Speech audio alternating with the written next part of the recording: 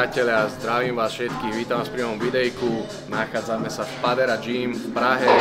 Tuto s pánom, kto nepozná náhodou, IFBB Pro Kuba Kolínek. Ahoj. Ďakujem veľmi pekne, že sme sa takto zišli. A ďakujem za pozvání na trénink, určite to bude super. Veľmi sa na to teším. Ideme makať push, čiže dáme si nejaké prsia, ramena, triceps, hodneme sa na nejakých cvikoch, prevedieme vás tréningom, ako to vyzerá u profesionála. Nápadá mám nejaké otázky zaujímavé, takže máte sa na čo tešiť a možno na konci si dáme nejakú porovnávačku, jak to vyzerá amatér versus profík. A myslím, že takový rozdíl neuvidíte, ale... Ja si myslím, že taký rozdiel uvidíte. Teším sa, ideme na to, kámo. Díky. Ty hovoríš, že máš objem, hej? Teď budu končit objem, nebo tak na vrcholu objemu. Jsem začínal vlastně po dlouhé pauze, roční jsem měl takovou počingovou celý rok. Okay. Ještě po nemoci, takže jsem začínal nějakých 95 kg snad, úplně taková moje nekomfortní váha. No teď mám nějakých 107, 108, takže to trošku šlo nahoru. Okay. Ty si mal závodnú váhu jakú, keď si sa stal profíkom? No, když jsem získal profikartu v tom, nebo v té IFBB Pro, tak jsem měl 53 kg na pódiu. Okay. Takže tam limit nějakých 6-7 kg do té profi váhy. Ano. Což určitě ještě asi nenalepím, protože tam byly nějaké mezery trošku v té připravenosti. Takže kdyby bylo nějakých 96, 7, byl bych spokojený, no. Uvidíme, jak to bude vypadat. Tu si mal koľko? To si nepamatuju. Co to je za rok? To je Arnold Classic, keď to bolo nejaké 3 roky dozadu. Takže to je to 2-1, si, že? áno, keď si získal Elite Pro, že tu si na tom bol jak? Na 88 kg. Ja, my sme tam pozerali na teba, že kokos neskutočné to bolo, fakt. Ja som robil Muscular Men's Physique som bol. A vtedy, no, to bola prvá súťaž moja úplne, čo som bol. Takže 5. som bol. Vieš čo, akože do Men's Physique ma nechceli pustiť, lebo povedali, že som bol moc veľký na to. A dali ma teda do muskulárov a tam boli akože veľkí chlapi, no, tak to bolo zaujímavé. Když do klasiku, vole, tak som to nevyhral. Ale vôbec, kámo, vtedy nebola vôbec taká forma, ani nohy som nemal vôbec, to bolo to, že ja som vtedy sa sústrel na to bolo také, že som to chcel skúsiť ale dobrá skúsenosť, určite. Ale potom už len klasik som bol, už aj chcem, tak to je ideálne. No nič, ideme tlaky incline, prvá vec. Uvidíme, kam sa dostaneme, pojeme podľa pána, čiže dáme prvú nejakú ľahšiu. Samozrejme všetko do zlyhania, dáme nejakých do 20 opakovaní, tak to poriadne na krvi napumpovať a potom dáme nejakú jednu ťažku. Uvidíme, čo chytíme. Sú tu nejaké poriadne železá, takže dostaneme sa k tomu.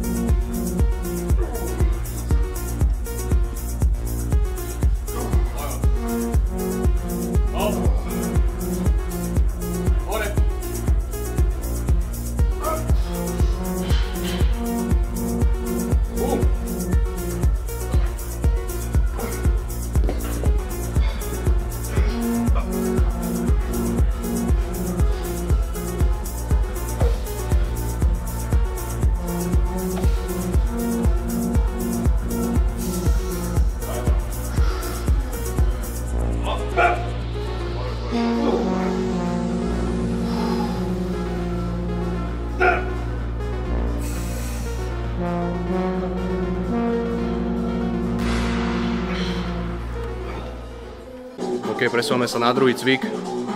Ideme zase tie vršky, našli sme si takýto hoist, ten istý princíp. Prvá do 20 opakovaní do zlyhania, druhá ťažšia. Okay?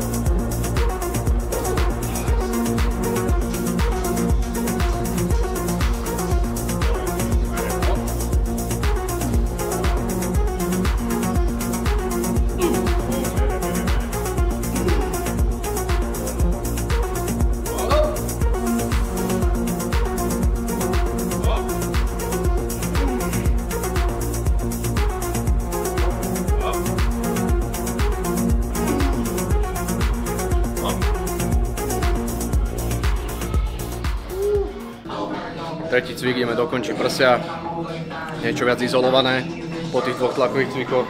Taký istý princíp, zase prvá, Kuba už ide do zlyhania, väčší počet opakovaní. Vybrali sme tento hoist, nikdy som to nerobil, takže uvidíme, jak to bude.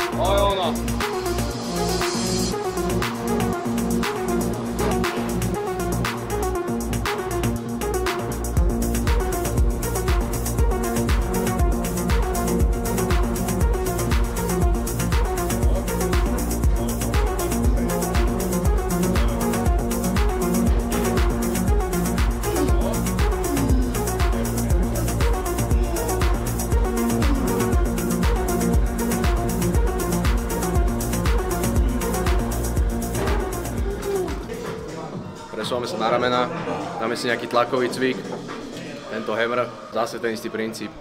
Kuba zase robí prvú 20 do zlyhania, potom pojeme ťažku, potom sa presúvame na nejaké bočné, trošku izolovať.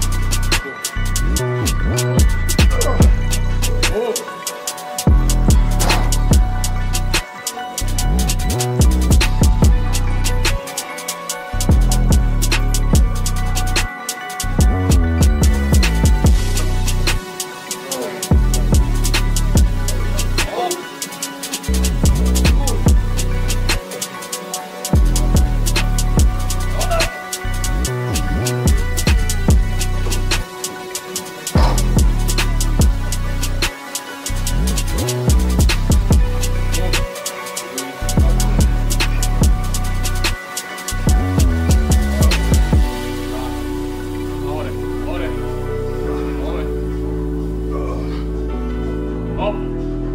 Poď.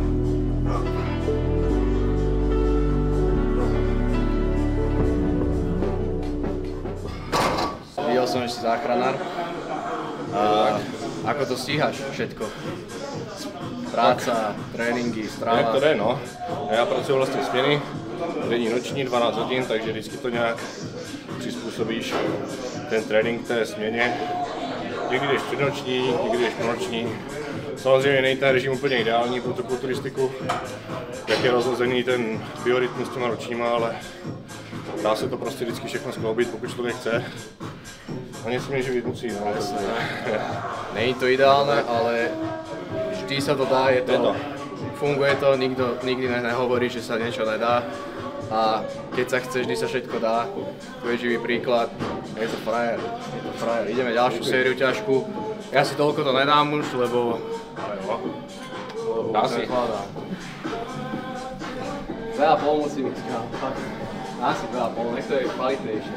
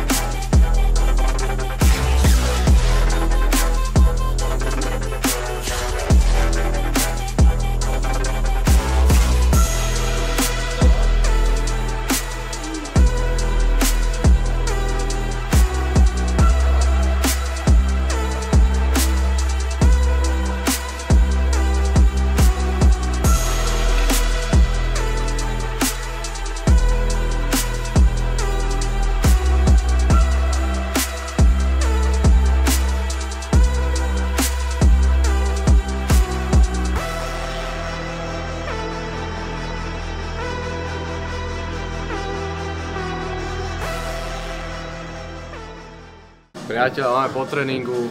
Ďakujem Kubovi ešte raz za výborný tréning, za ochotu. Výborné. Trošku ma vyškolil. Chcem sa ťa ešte spýtať, aké máš plány na tento rok? Tak tento rok plány nějaké jsou, řekl bych asi velké, uvidíme, jak to vyjde. Takže cíl je kvalifikace na Olympii, no uvidíme, jak to dopadne. Chtěl bych začínat nějak červenec a uvidíme, jak to vyjde. Možná ještě na podzim potom něco by se stihlo. Ale cíl je Olympie, teď uvidíme, jestli na to ještě mám, nebo to bude chvilku trvat, ale zatím takto. Veľmi ti držím palce, kámo. Ďakujem ešte raz, určite, keď budeme zase nejako blízko spolu, môžeme niečo dať, ak budeš chcieť. Určite. A ďakujem, že ste si toto video pozreli. Dúfam, že ste videli ten rozdiel, aké to je byť profík a amatér. Já myslím, že jste to neviděli. Každopádně ti děkuji za pozvání. Oliver, jedna z největších budoucích slovenských hvězd určitě, jeden z nejtalentovanějších bych řekl, o Kryžovi teda dejme tomu, ale on je mladý, kolik tě? 21? 22. Všecko má před sebou, už teďka vypadá prostě jako profík, takže budoucnost je mu nakloněná určitě a věřím, že to dotáhne daleko. Veľmi si to cením, kámo. A vidíme sa pri ďalších videách. Majte sa, díky moc. Čau.